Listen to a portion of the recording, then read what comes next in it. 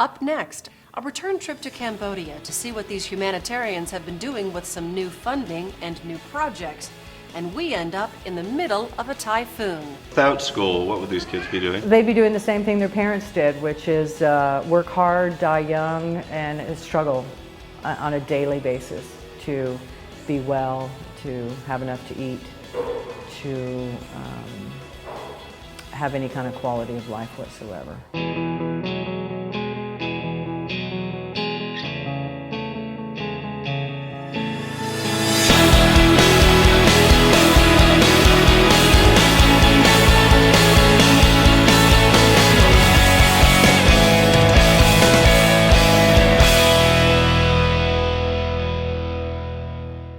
Today we're returning to one of our favorite developing countries, the beautiful and haunting area of Angkor Wat in Cambodia. My colleague Randall Carlisle starts us off now on what turns out to be quite an adventure.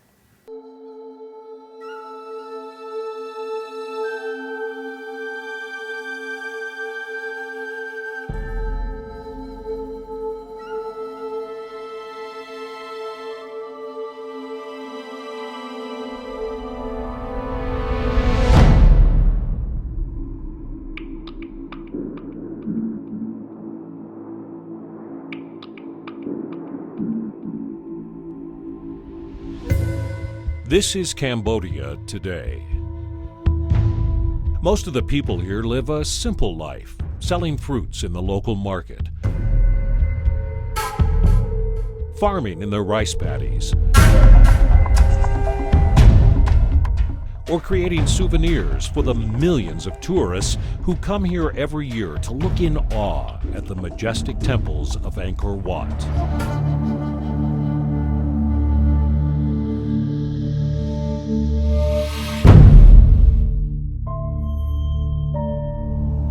To an outsider, it seems as if Cambodia is a perfect tourist destination. But hidden behind the excitement of riding in a tuk-tuk, taking a boat ride through the countryside canals, or scaling the stairs of these ancient temples is a struggling Cambodia.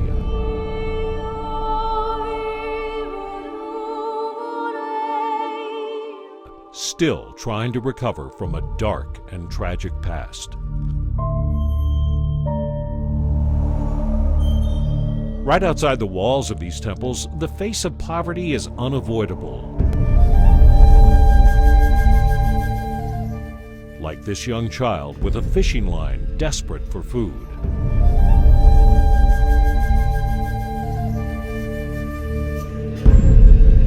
And another boy searching through the garbage cans for discarded water bottles.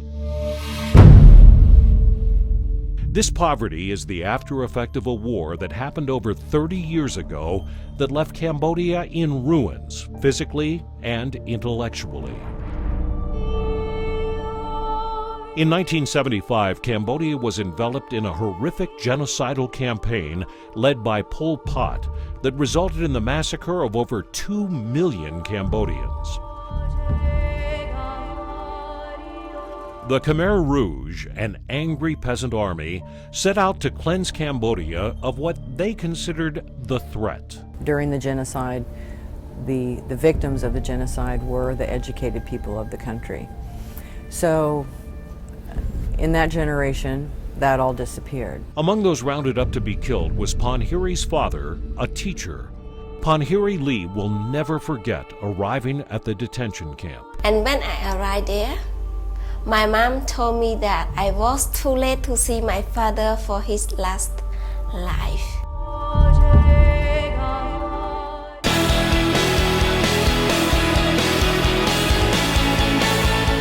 In 1979, the Khmer Rouge was overthrown, but this war left Cambodia crippled without an entire generation of teachers, educators, doctors, or engineers.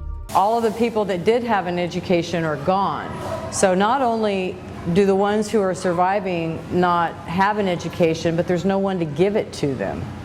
So that's a no-win situation there. They need to learn how to do things all over again as a society, starting over. Ponheary was a part of that society determined to rebuild her country.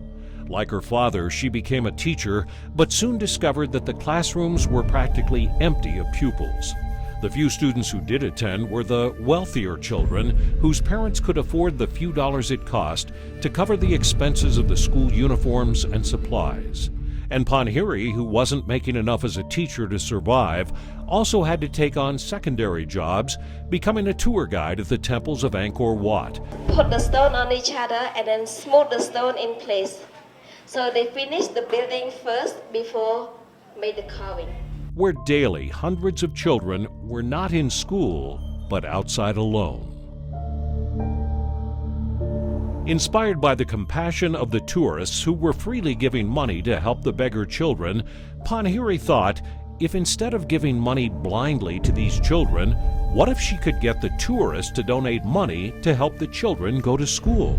I was just here as a tourist, came to see the temples at Angkor Wat. I hired Ponheary to be my tour guide to take me through the temples. And she herself was just sort of quietly by herself sponsoring children into school and asked me if I would help her do that. Did she go to school? She never go to school, never. She want to send the children to school because want her children to have the good knowledge. He needs to go to school and learn how to do something so that he can take care of this whole family when he's an adult. Does Mom think if she had an education, their life would be better than it is today? She thinks that if she could have a good education, she could have better life, but nothing to resolve the problem because she's poor. She cannot work for feeding them. When you visit these people's houses and they say thank you to you, how does that make you feel? For me, I feel sad. The word thank you is a nice word, but what I need, I want to see them improve themselves better than thank you. If they show the knowledge in their brain, this is what they pay to us back. We don't want their money, but what we want, their good job to please us, to give our heart happy. When I see like this, I feel very sad. But when I see the next result, that one make me very happy, like the heaven. My heaven when I see them got a good job. I thought, wow, she's really doing some great work there. And if she was properly funded, she could do some really great work there. And I was sitting in America thinking, I really wish I could go to Cambodia and just stay there. And that voice would not stop. And then one day, I guess I just woke up and thought, well, why can't I? And there really wasn't any my other side of my brain would give me all the reasons why I couldn't. But then this one voice was, but you should. And eventually that voice got loud enough and these voices got quiet enough that I did.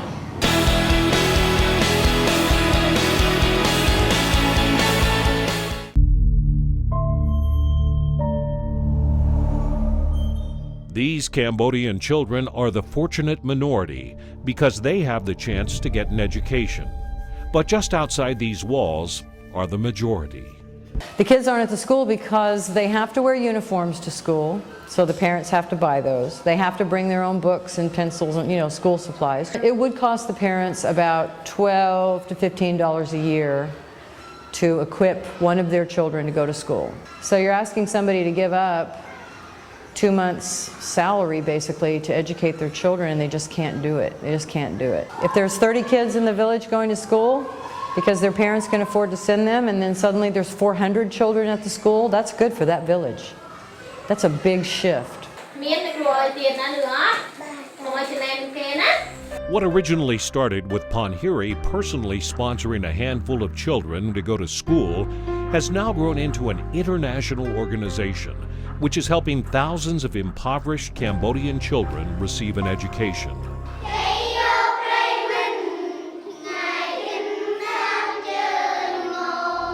They are working in many primary schools serving thousands of children and even have a computer lab at one where afternoons and weekends are filled with young students eager to connect with each other and the rest of the world.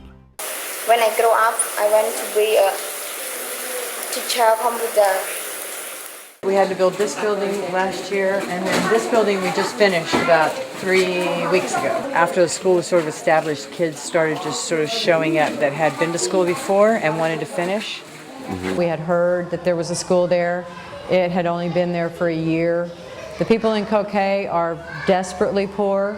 That area is very heavily mined, a lot of landmines in the countryside there, and it's part of what keeps the people from being able to work. There's a barbed wire fence around the school. All the children know they can't go outside that fence. There's a small little path that goes from the school to the village, but everything else around it is mined. And there was about 30 children at the school, 2 teachers at the school, and we noticed that they were all really sick. They all had really high fevers. A lot of them were delirious, couldn't make eye contact with you. They're all the time hungry, they're all the time sick, they've got no clean water. A lot of problems contributing to their immune system failure to make them so ill. In between the time that we arrived there and we got all the medicine gathered up and everything trying to get them well, actually 3 children died. The first 5 days of class, the children were laying on their desks with IVs hanging on the rafters. First 5 days of class, everybody had to get whatever medicine they needed to get well. They came around though very quickly, and now they're doing very well. We have to run the school all year round. If we break for the summer, they get sick again. So it's important for them to eat at school every day. It may be the only meal they get that day. We had 4 children that could be in the 6th grade, and they're the first graduates at that school ever, and the first children from that village to ever go to secondary school.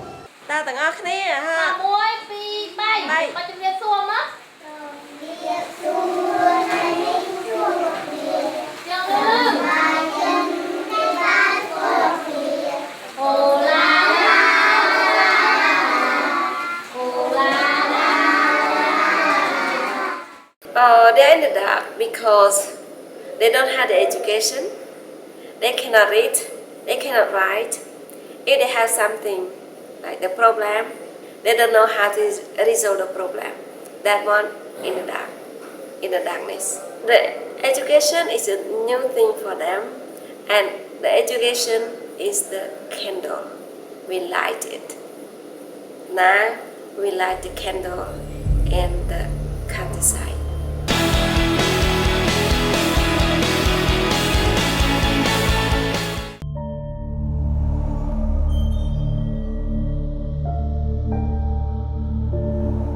Today marks the first day of school and also the day that Ponheary and her teams of volunteers will distribute the necessary supplies and uniforms to over 2,000 children sponsored by their organization.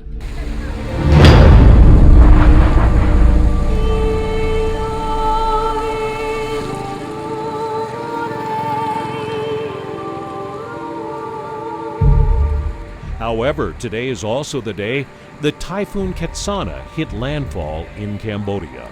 Even not raining, we are going to load the bicycles in the truck and then load all the supplies in the truck and uniforms on the truck. And then to the school, the whole family will go also to have to cook for 1,000 people. And the supplies on the truck are going to be books and food and bikes? Yes. But they would all get ruined in the rain, right? Yes.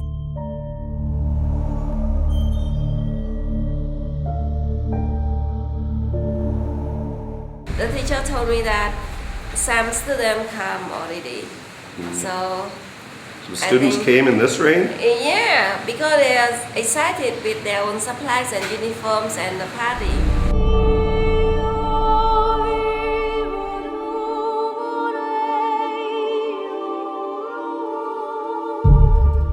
The water come up to the knees of to the knees like this.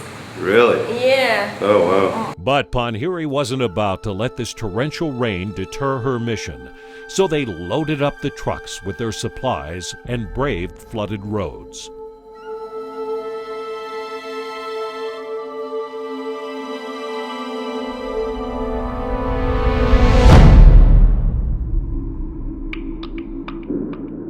It is quite an undertaking to hand out the supplies to each child and cook a meal for thousands of children and their parents. Of course, Ponheary and Lori can't accomplish this by themselves, and that's where their team of volunteers becomes so valuable, like honeymooners Tammy and Hank. And yesterday I got to serve the children a big, huge lunch, just bowls and bowls and bowls of noodles. I know they didn't understand anything, but I just kept talking because I wanted them to know that they were safe, there was somebody safe, somebody who's going to give to them. And slowly, slowly their faces became, instead of scared, they became just really happy. And they were just shoving bowls, bowls, bowls. They just wanted more. I was shocked at how much they ate, just shocked. Also volunteering is 17-year-old Jasmine. People say to me, you know, they're really proud of me, or they think that's such a great thing for me to do. But it's also for me too, in the sense that what I give to these people, I get back in the sense of reward and the sense of like feeling that I can make a difference. Also today, the Ponheary Foundation will be distributing hundreds of bicycles. The bicycle is huge. The first thing it does is it's a big, big incentive for them to finish the 6th grade. They want the bicycle, so they'll finish to get it. And they're going to go to their families with a bicycle. It's like if you or I went home with a car, you know, and to the family, that's very useful.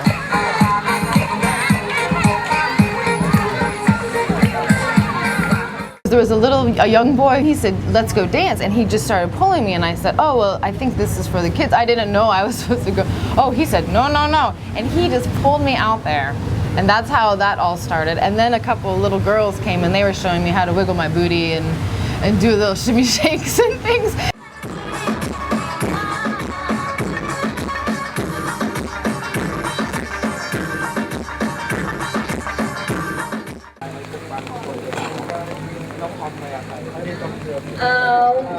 Both of them are friends. And for 2 special children, there is one more reward. These are the ones who are graduating 1st and 2nd in class. So they're the top students in the 6th grade with the best scores, and we give them cash. They're going to go home today with about the same amount of money that their father's going to make this month. And it's a small amount of money, but to the family, that's a huge, huge thing. So it sort of reinforces the idea to the family that going to school is a good thing.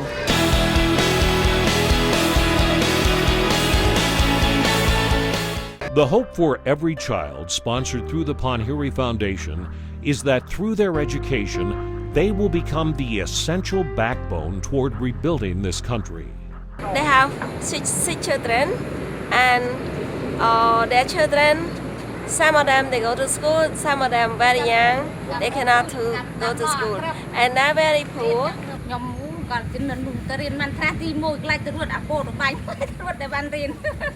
She doesn't have a good education.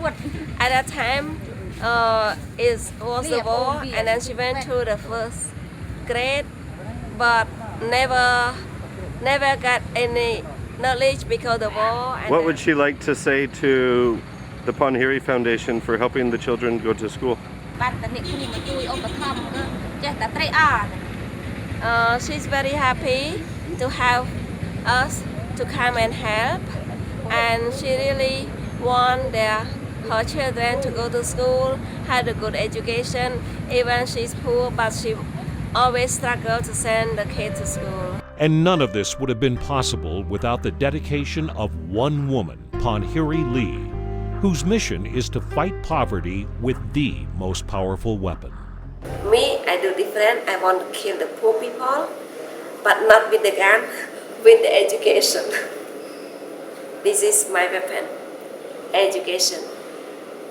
Kill the poor people, get them eating better by themselves later when their kids work well, get a good job, and then no more poor. My father, he was a teacher, and luckily he couldn't stay still until today to see what I do. But I hope his soul in the heaven can see me, watch me every day. Ponheary's entire family, the surviving members of her family, All of their family before the Pol Pot regime were educators. Her aunts, her uncles, her father, all of them educators.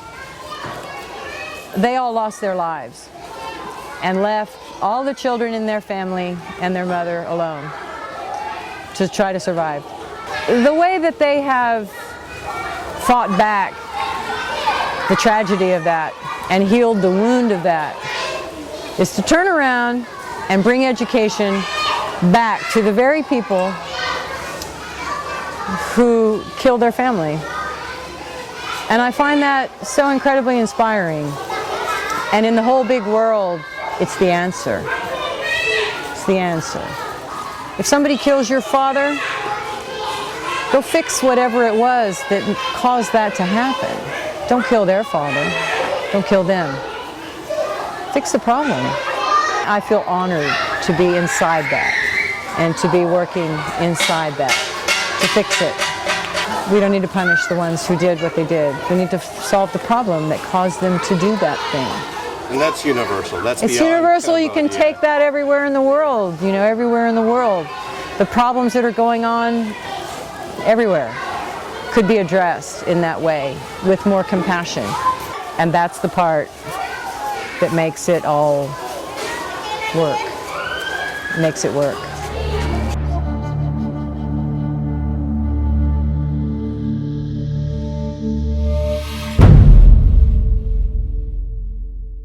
Thank you, Randall, and thanks to Lori, Ponheary, and their team of volunteers bringing that light of education to Cambodia. I'm Lori Carlson from the Ponheary Lee Foundation in Cambodia. We're sending our congratulations to GreaterGood for their $30 million mark in donation. Thank you so much. Through the Gifts That Give More campaign, we are getting 2,500 kids in school. In Cambodia, if we just look at this 80% of the population that lives in the rural areas, only 40% of all children will complete grade 6. And then only 4% will complete high school. In our program, we have between 90 and 92% of 6th graders completing grade 6, and we've got about 60% finishing grade 12. Have you had kids graduate now? Yes, we have. How does that make you feel? Terrific. That makes me super proud to think about kids coming out of a rice field and being at university. If you want to help these children on their attempt to go to school, it's very easy. You can donate through the GreaterGood Gifts That Give More campaign. We'll get one kid in school, keep them there for the year.